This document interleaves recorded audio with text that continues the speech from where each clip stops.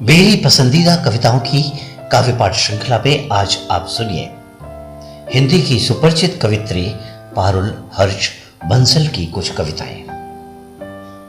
उनकी पहली कविता का शीर्षक है गोल्डन बाउल। लंबाई पकड़ती लड़कियां हो जाती हैं टाणसी,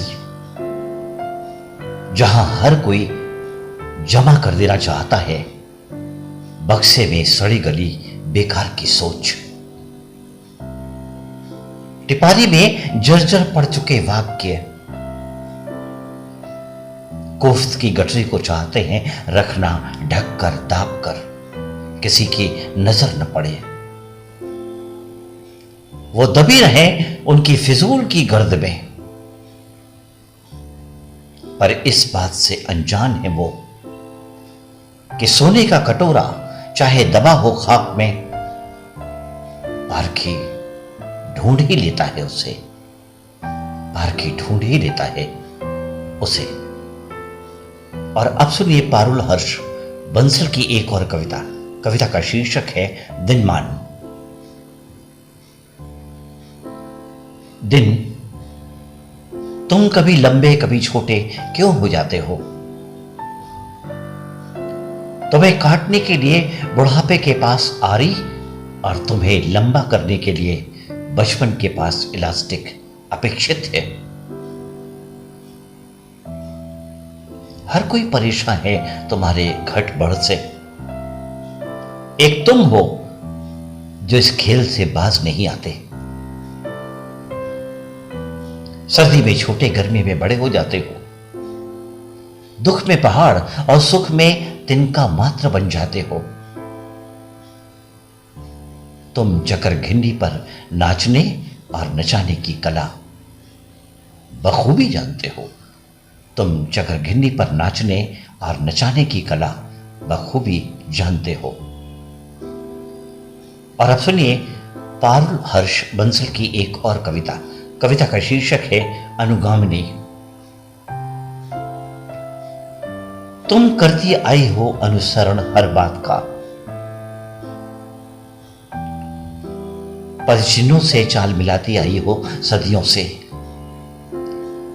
बनती आई हो उत्तर हर सवाल का,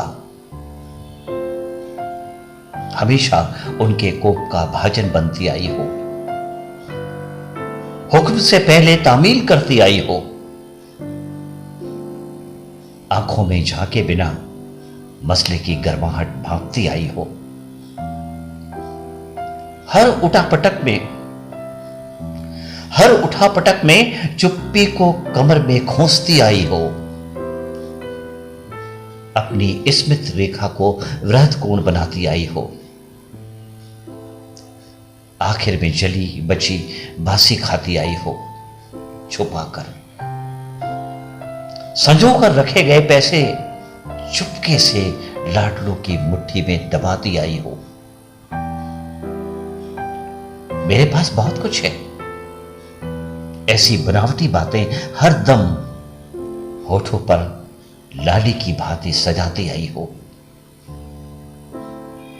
अब दिखावा बहुत हो चुका। वेग के विपरीत धारा में चलकर प्रताड़ित होती रही। अब बारी खुद के लिए जीने की है असलियत में। वेग के विपरीत धारा में चलकर प्रताड़ित होती रही। अब बारी खुद के लिए जीने की है असलियत में।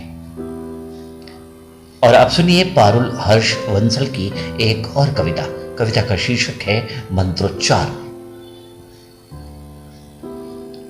मुझे लगता है मेरे नित्य मंत्रोच्चार की मोटी परत शिवालय पर चढ़ गई है। मंत्रों के तीव्र स्वर में अभिव्यंजना करते करते जिह्वा विराम चाहती है, क्योंकि भोलेनाथ उस जटिल परत के नीचे घनघनाते स्वरों को उपेक्षा की नाव में मझधार में छोड़ चुके हैं। अतः निर्णय ये लेती हूं कि कुछ दिन मंत्रोच्चार की प्रक्रिया को रोक दिया जाए, जिससे मोटी जमी परत को दरकने का भरपूर समय मिलेगा और मेरी गुहार का रास्ता भोलेनाथ के श्रवण मार्ग तक पहुंचने का साफ हो जाएगा और उन मंत्रों की गूंज को कोने में पड़े पड़े केतकी और कनेर के फूल सुन सुनकर चढ़ाने योग्य हो जाएंगे, क्योंकि ईश कथा का श्रवण करने से सारे श्राप और पाप धुल जाते हैं, क्योंकि ईश कथा का श्रवण करने से सारे श्राप और पाप धुल जाते हैं। और आप सुनिए पारुल हर्ष बंसल की एक और कविता। कविता का शीर्षक है अफसोस।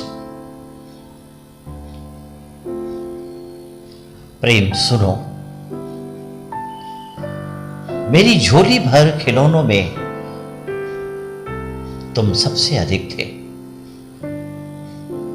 बगिया के गुलामों में तुम कुछ और अधिक थे।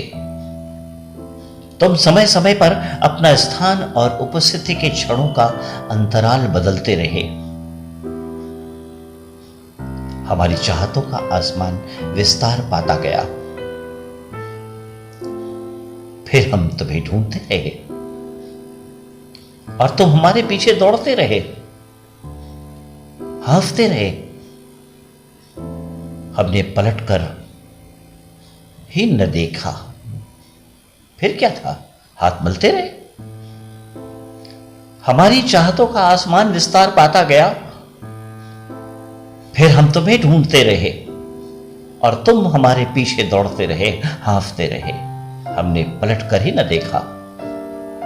फिर क्या था, हाथ मलते रहे।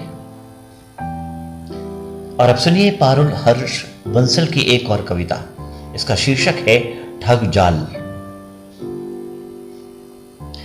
स्त्रियों, तुम ठगी जाओगी हमेशा, इसलिए रहना सतर्क। बचपन में कच्ची हो, कोमल हो, इन शब्दों के जाल में जकड़ी जाओगी। जवानी में घर की इज्जत हो, बाप के सिर की पकड़ी हो, इस बंधन में बांधी जाओगे। ब्याहता होकर एक पतिव्रता हो, संस्कारी बहू हो, इन लौलुक बातों से तुम्हें लीप आ जाएगा। मां बनने पर वात्सल्य की प्रतिमूर्ति हो, प्रेम का सागर हो, ममता का वास्ता दिया जाएगा। बुजुर्ग होने पर आप किसी मर्ज की दवा नहीं, ये तुर्क का पत्ता आखिर में फेंका जाएगा और तुम्हारे निस्वार्थ रूप से किए गए कार्यों की कुर्बानी का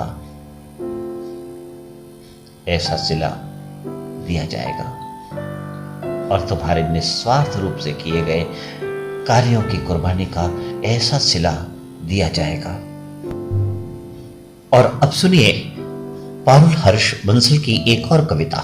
कविता का शीर्षक है अंतिम यात्रा। मेरी अंतिम यात्रा की तुम ही साथी बनना। हालांकि इस धारा पर न हम कुछ साथ लाए हैं, न कुछ साथ ले जा सकते हैं, पर यमराज का अनुसरण करते हुए मुझे सताएगा कोई डर, तो तुम ही हो जो थामोगे मेरा हाथ, मेरे अवचेतन मन की साथी। उन पोथियों में जिनमें लिखी है वो तमाम सुख दुख की वीथियां रख देना साथ मेरी अर्थी के, क्योंकि वो मेरे बाद अनाथ हो जाएंगी। उन पोथियों में जिनमें लिखी है वो तमाम सुख दुख की वीथियां रख देना मेरी अर्थी के साथ, क्योंकि मेरे बाद वो अनाथ हो जाएंगी, क्योंकि मेरे बाद वो अनाथ हो जाएंगी। और अब सुनिए पारुल हर्ष बंसल की एक और छोटी कविता। कविता का शीर्षक है सर्वगुण संपन्न। टेढ़ा आंगन सीधा करने की, चोर की दाढ़ी में तिनका ढूंढने की, हथेली पर सरसों जमाने की, उंगलियों पर नाच नचाने की, 7 खून माफ करने की, 9 2 11 होने की, 2 और 2 5 करने की, नाकों चने चबवाने की सारी कलाएं वो मां के गर्भ से सीख कर आई है। इस निपुण का दम गर्भ में ही घोटने की तमाम युक्तियां आजमाई जाती हैं।